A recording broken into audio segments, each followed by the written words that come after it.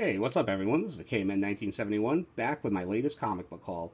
As was the case with last month's haul, I will be omitting all of my current pull list titles, basically because I've been posting them on IG on a weekly basis, so I just don't want to keep on recycling the new books within the same month. So feel free to check them out if you wish over at the KMN 1971 over at Instagram. Shameless plug. And segueing from shameless plug to shout outs, I just want to shout out quickly Amazing Murphinator, great YouTuber and Instagrammer, whom everyone knows, fellow Patriot fan extraordinaire. I'd like to also shout out Kevin Trailer and my friend across the pond, and some newfound friends, Sith Lordley, along with his Spine Ticks crew. Just a great bunch of guys all together. That helped welcome me and help implement me in the Instagram comic book community. Which is a great community over there.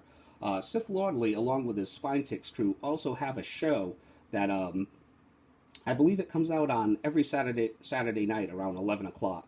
I tend to check it out on Sunday mornings while I'm right before I check out my football shows and get into football mode for 1 o'clock. And it's a great way to kick off the morning. Just a great show with a bunch of guys that like to hang out, talk to each other, and show off and talk about comics. What more can you ask for? So definitely check them out if you get a chance. Really cool stuff. So kicking off the haul this month, as for the books, we're going to kick it off with some nice, cheap DC EU/DC Fandome spec books. I wouldn't spend anywhere outside of the $1 to $5 range for any of these first several books that I'm going to show you. So, kicking it off, we have Action Comics number 689, the first appearance of the black suit that Superman will be wearing in the upcoming Justice League Snyder Cut that will be premiering on HBO Max sometime next year, which, as far as geeky events next year, that is the one I'm looking forward most to. Can't wait.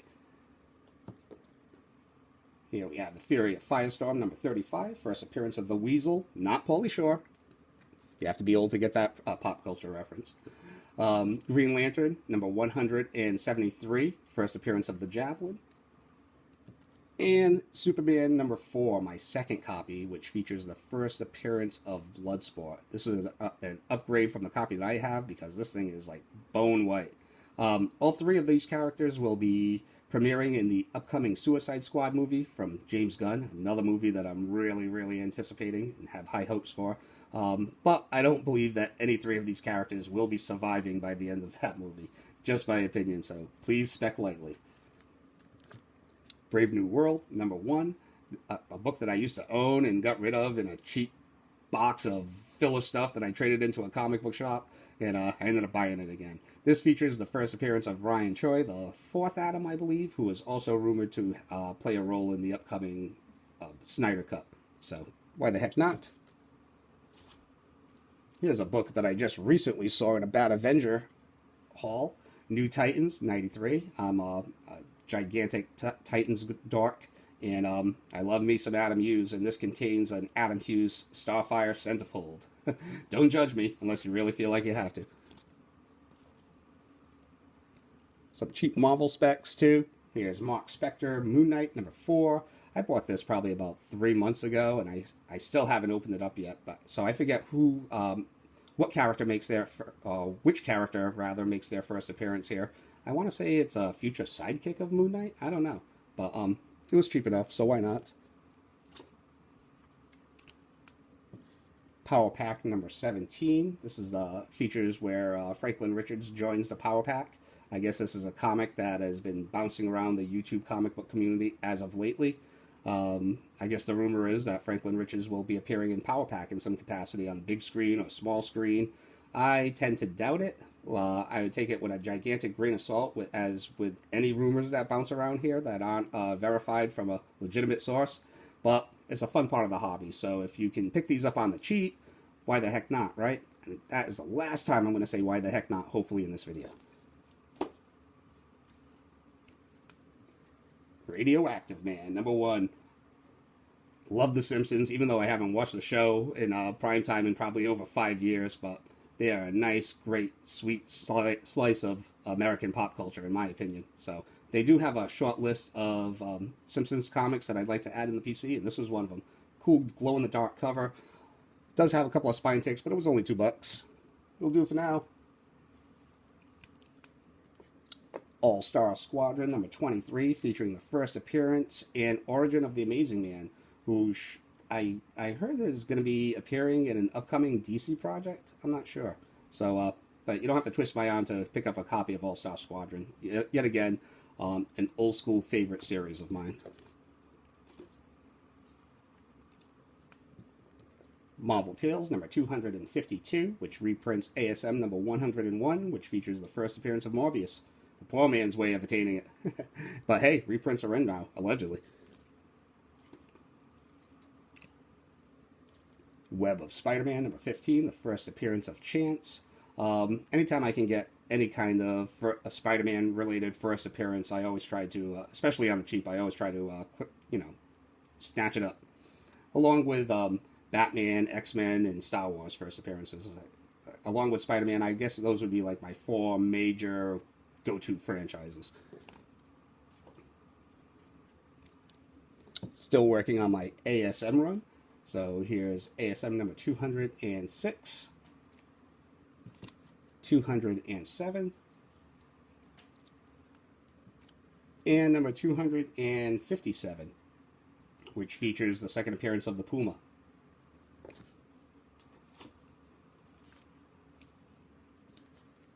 Marvel Team Up number 16, which features the first time that Captain Marvel and Spider-Man teamed up and met in general. And it also features an advertisement for Marvel Special Edition, which features the first appearance of Shang-Chi. There are many modern collectors that clamor for these as true first appearances. I'm not one of those. I do not consider this an advertisement ever to be a true first appearance. But kind of like the Marvel Ages and the Malibu Suns, I think they're nice little supplements to collect along with the actual first appearance, I guess. So cool stuff.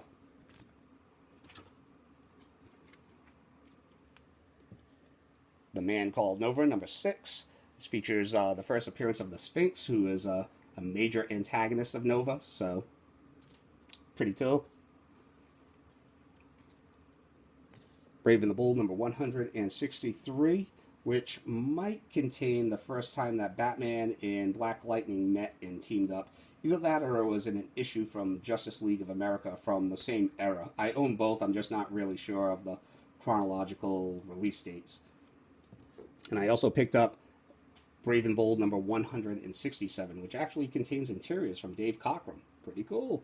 So, as longtime viewers of my channel can attest to, I'm a pretty big Bronze Age geek. Pretty much every haul has a section of Bronze Age books in it.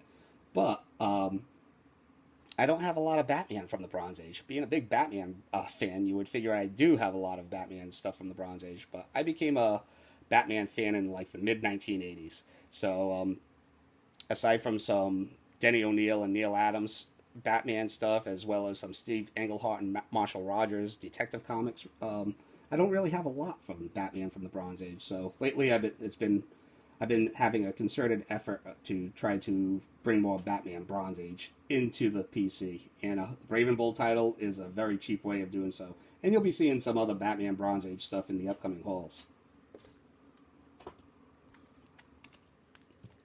Marvel 2-in-1, number 46. I am a sucker for one of the greatest rivalries in comic books. Hulk versus the Thing. I will pretty much buy that comic book anytime, as long as I can afford it.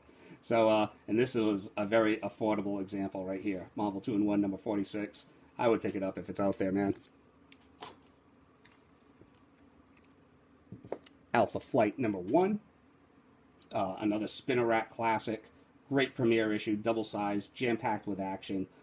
Vibrant yellow cover that pops, and done by John Byrne, which at that time in my young collecting career, John Byrne and George Perez were the top of the mountain. There was no topping those guys at all, man. So loved it.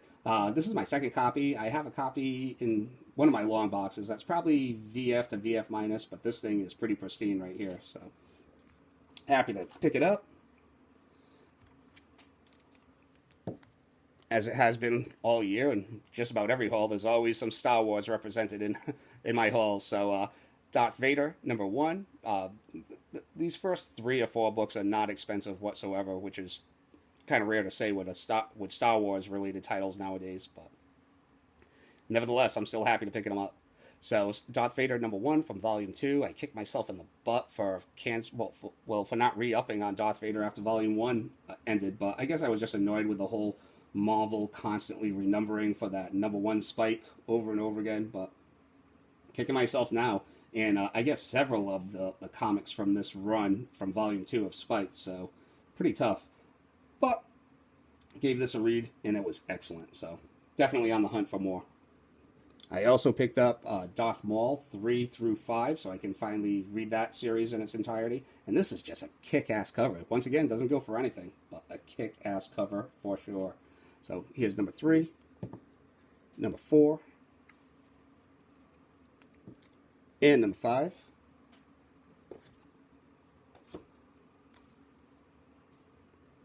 Here we have Star Wars Episode 1, Obi-Wan Kenobi, number 1. And that's the standard cover, which I guess has spiked as of lately. And here I also ended up picking up the photo cover for the movie cover. So I guess this book is spiked because allegedly it's been promoted that this is the first appearance of Darth Maul that is in an original comic book story and not adapted from one of the movies. And as someone that has actually read the book, I can attest that is completely and absolutely false. This is just another adaptation of the battle that Obi-Wan and Darth Maul had in Episode 1 from a slightly different perspective. That is it. We have some big channels, big sites, big apps that all seem to work together at times to influence the market, let's just say. And I don't really have a problem with that as long as the information that's being put out there is accurate. So everyone makes mistakes. I've made mistakes before. I'll make mistakes again, but I always try to correct them, for one, and own up for them. And 2, I'm just a small channel. If you're a gigantic channel, if you're a gigantic site, if you're a gigantic app, you kind of have a civic responsibility if you're going to promote something to actually be credible about it. So that's basically journalism 101, man. So, yeah. So if you're going to promote a book, if you're going to push a book, at least open up the book. It's comics. They're fun. I mean, you already have the comic anyway, right? Hopefully. And hopefully you're not just data mining and putting shit out there.